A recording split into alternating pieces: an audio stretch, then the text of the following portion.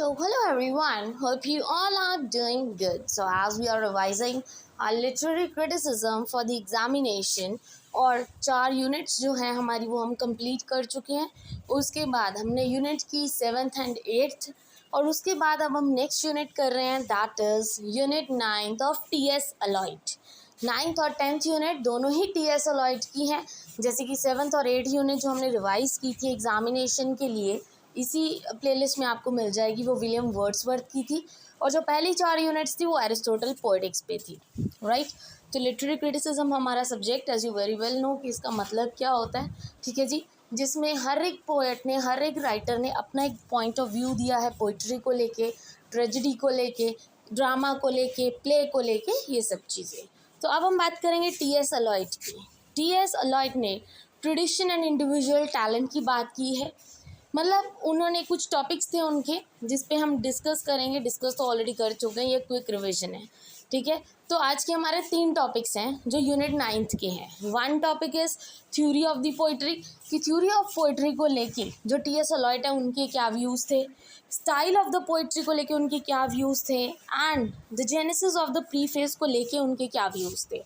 तो theory of the poetry, सबसे पहले इन शॉर्ट अगर आपका ओवरव्यू दूँ तो सिंपल सी बात है, जो टी.एस. अलॉयड थे वो कहते थे कि कोई भी पोइट्री हो, मतलब जैसे पोएट कोई कुछ भी लिख रहा है, ठीक है, तो वो अपना ही कुछ पर्सनल उसमें ना लिखे। It should be linked to a tradition, it should be related to the past tradition, जो मतलब पुराने राइटर्स की तरफ से चलता आ रहा है उसको ऐड करके थोड़ा मॉडिफाई करके लिखे, ताकि जो पास्ट राइटर्स हैं उनकी जो राइटिंग्स है उसको भी रिमेंबर किया जाए। मतलब हर चीज़ हमारे ट्रेडिशन से लिंक्ड होनी चाहिए, अपना कुछ पर्सनल नहीं डालना है, ठीक है। ये चीज़ बोलते थे टी.एस. अलॉयड की, मतलब ट्रेडिशंस को साथ में लेके चलना है। जो पुराने राइटर्स की जैसे राइटिंग्स हैं वो पहले वो रीड करे, उसके कुछ व्यूज़ उठाए, उस व्यू को मॉडिफाई करके लिखे, ताकि उसकी जो सीख थी, उसकी जो राइटिंग्स थी वो आगे कंटिन्यू चलती रहे इन द फ्यूचर, ठीक है, और सबको पता लग सके हमारे ट्रेडिशंस के बारे में। तो बस यही चीज़ टी.एस. अलॉयड ने कही कि theory of the poetry should be like tradition as a foundation, मतलब जो ट्रेडिशन है उससे रिलेटेड होनी चाहिए सारी की सारी। इट शुड बी इम्पर्सनल, मतलब वहाँ पे पोइट्स की कोई पर्सनल फीलिंग्स, इमोशंस नहीं होने चाहिए, क्योंकि वहाँ पे जहाँ पर्सनल इमोशंस आ गए किसी राइटर के, पोइट के, तो वहाँ पे बायसनेस होने की दिक्कत होती है।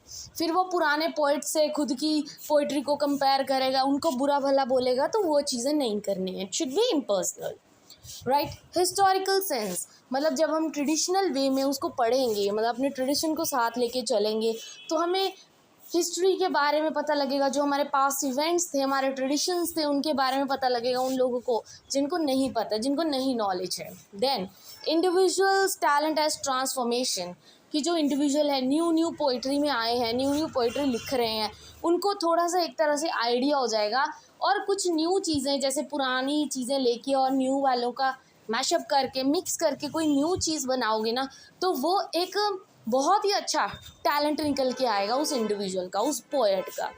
I hope this is clear कि थ्योरी ऑफ पोइट्री कैसी होनी चाहिए according to T S. Eliot. And then comes the style of poetry. देखो टी.एस. अलॉयड, विलियम वर्ड्सवर्थ, मतलब एरिस्टोटल पोएटिक्स, एरिस्टोटल में थोड़ा है क्योंकि वर्ड्स थोड़े ऊपर नीचे हैं, वर्ड्स के अकॉर्डिंग ही वो क्वेश्चन डालेंगे, वो चीज़ मैं समझती हूँ, अलग है, ठीक है, टॉपिक्स अलग है। बट जितनी भी पोइट्रीज आप पढ़ोगे, एक पोएट है जैसे विलियम वर्ड्सवर्थ, उन्होंने इमोशंस की बात की है, नेचर की बात की है, रोमांटिसिज्म की बात की है। कोई भी क्वेश्चन आ जाए सब में वही पॉइंट्स लगने हैं, बस थोड़ा सा उसको अपनी तरफ से मॉडिफाई कर देना। वैसे ही जो टी.एस. अलॉयड है वो भी ट्रेडिशन की बात करते हैं, सिर्फ आपको ये पता होना चाहिए, टी से ट्रेडिशन याद कर लो, टी.एस. अलॉयड का टी और ट्रेडिशन का टी, आपको सब कुछ याद हो जाएगा, क्योंकि वहाँ पे जाके इतने सारे राइटर्स में आप भी कंफ्यूज हो जाओगे, ठीक है, ड्यूरिंग द एग्जामिनेशन। तो थोड़ा बहुत ट्रिक से उसको याद करो, बहुत इजीली याद हो जाएगा। कोई भी क्वेश्चन आ जाए उससे रिलेटेड वही पॉइंट लिखने होते हैं बस, ठीक है। Like style of the poetry उनके अकॉर्डिंग क्या होनी चाहिए, ट्रेडिशन से लिंक्ड होनी चाहिए, as I told you, impersonal होनी चाहिए, इंडिविजुअल टैलेंट है जो वहाँ पे ट्रांसफॉर्मेशंस आएंगी, historical sense is the key, मतलब it should be related to the history, related to the past events, ठीक है जी। इसके जो जितने भी नोट्स हैं मैं ऑलरेडी अपलोड कर चुकी हूँ, ठीक है, अभी रिवीजन कर रहे हैं तो सिर्फ मैं आपको पॉइंट्स बता रही हूँ कि ये पॉइंट्स हैं।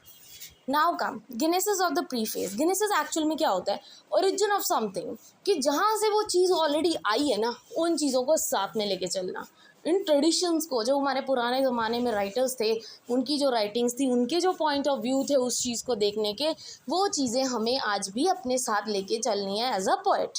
ठीक है, it should be link to the tradition, it should engage the past. ठीक है, बस यही चीज़ें उनके पॉइंट्स में आपको लिखनी है, दैट्स इट। हिस्ट्री वाला पॉइंट भी अगर ऐड करना है इसमें, वो भी कर लो, इम्पर्सनल वाला ऐड करना है तो वो भी कर लो, मतलब वही 4-5 पॉइंट्स इस यूनिट 9th में चलेंगे। ठीक है जी, I hope this is clear. तीनों में से कोई टॉपिक आ जाए, theory of poetry, style of poetry, genesis of the preface, इनका मतलब one and the same thing होता है। द थिंग इज कि पॉइंट्स आप कैसे बनाते हो, 10 मार्क्स में कोई भी आ सकता है। ठीक है, I hope you are understanding what I am trying to say. This is all about today. ये हमारी रिवीजन हो चुकी है यूनिट 9th की। वीडियो अच्छी लगी हो, इन्फॉर्मेटिव हो, then please don't forget to like and subscribe my channel. Thank you very much.